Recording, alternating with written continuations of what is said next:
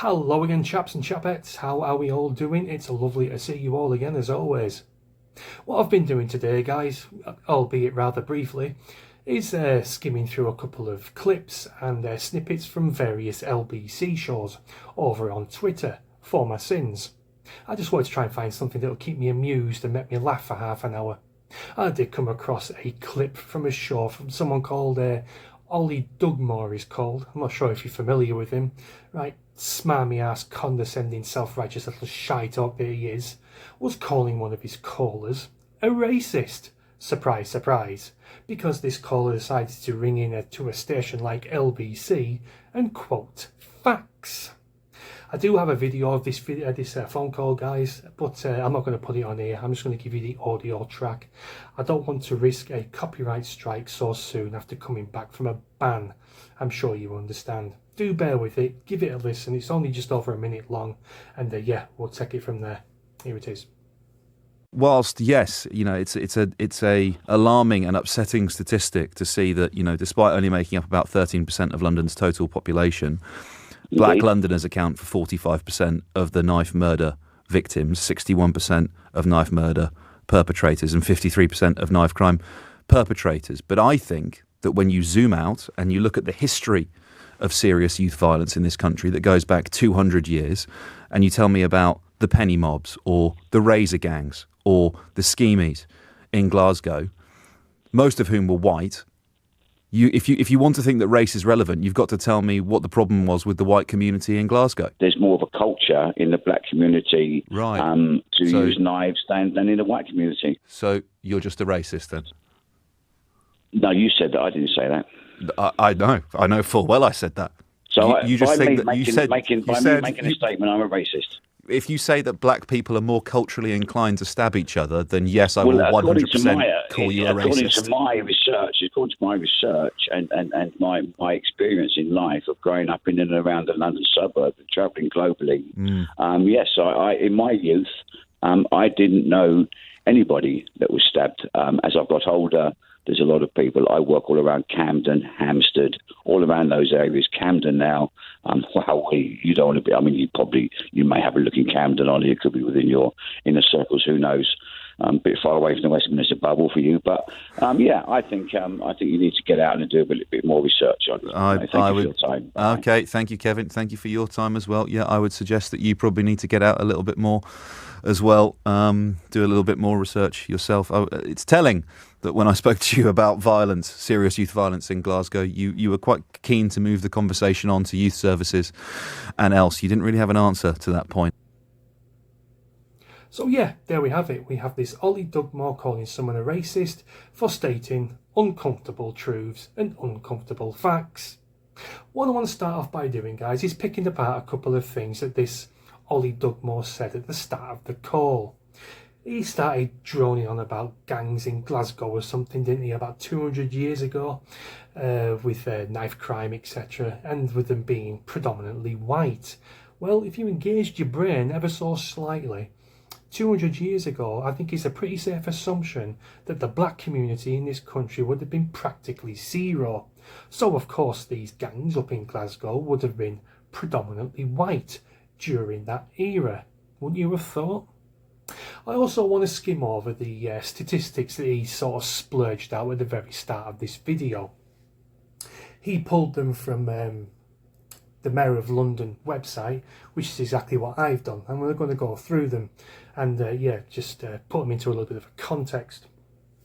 So it reads here: despite making up only 13% of London's total population, black Londoners account for 45% of London's murder victims, 61% of knife murder perpetrators, and 53% of knife crime perpetrators. Now, like I say, let's put this into a bit of a context, right? At this present time, the population of London is just under 10 million, right? So 13% of 10 million. Doesn't sound very much, does it? But when you look at it this way, 13% of 10 million people is responsible for 61% of knife crime murder perpetrators, 45% of London's knife murder victims, and 53% of knife crime perpetrators. Just a small percentage, like 13%, is responsible for such a high amount of knife crime in one singular community. It's astonishing when you think of it like that. I've got a few other examples here for you guys.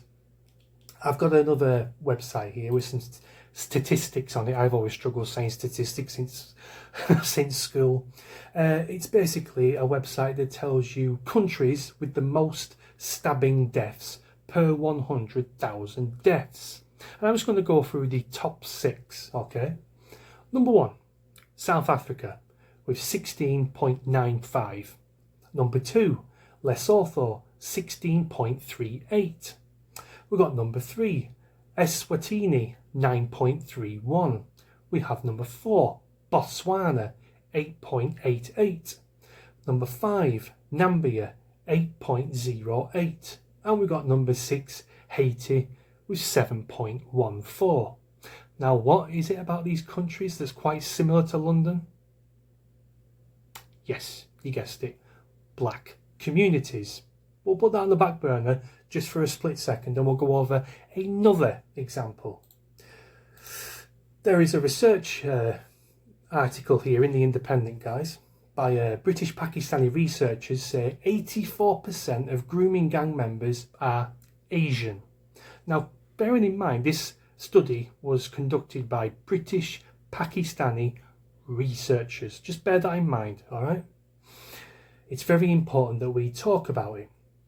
A think tank has claimed that 84% of people convicted of child grooming gang offences since 2005 were Asian. In a new study, Quelle says the researchers discovered differences in the way paedophiles from different backgrounds operated. It said white offenders often acted alone, while children abusers from Asian backgrounds were most likely to work in so-called grooming gangs. The organisation, which usually focuses on counter-extremism, said it found 222 of 264, or 84% of people convicted of specific grooming gang crimes in the UK since 2005 were Asian. Now, I've got them out of the way. Let me ask you the burning question. Were any of the things I've just said to you racist? No, they weren't racist. They are statistics. They are researched thoroughly. These are facts and truths. They may be uncomfortable facts and uncomfortable truths to some people, and some people may disregard them or choose to ignore them or choose not to believe them. But are they racist? No. Are they buggery? So this Ollie Dungmore calling that caller a racist should either apologise or explain himself on Twitter instead of doubling down and calling him a racist again on Twitter. He wasn't a racist. He was stating statistics. Statistics, by the way, that you yourself stated at the very start of the call. That radio station, guys, never ever ceases to amaze me. Neither do any of their presenters. That bastard James O'Brien, I can't stand that man. This guy, this smarmy ass little shite-hawk, who, by the way, while he was talking to his caller, had this really obnoxious grin on his face when the caller was stating facts about the black community within London. A right self-righteous shite-hawk of a grin. Honestly, I felt like getting a wet fish and bonking him on the head with it. Also, before I go, guys, did you manage to catch James Whale over on Talk TV? He had that awful Narinder Kaur on there. She is the most insufferable woman I think I have ever heard. I've only just stopped my ears from bleeding from listening to that obnoxious, screeching, self-righteous, entitled voice. What an awful woman. I have no idea why so-called left-wing media keep bringing on these assholes. I really do not know. Anyway, I've been droning on long enough, guys. Please let me know what you think in the comments as always, and I shall see you in a bit. Cheers.